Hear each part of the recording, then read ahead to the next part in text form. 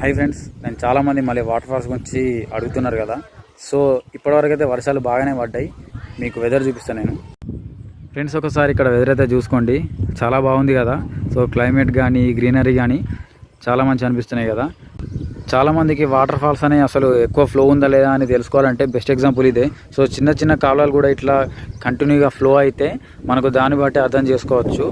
So ఇప్పుడు చూడండి ఇక్కడ, సో ఇట్లా వర్షం అనేది బాగా పడుతుంది ఈ మధ్య. ఖచ్చితంగా వాటర్ ఫాల్స్ అయితే బాగా వారుతాయి, కానీ ఆ నీళ్ళు అయితే క్లీన్గా ఉంటాయి, అంటే కొంచెం బురదలాగా ఉంటుంది.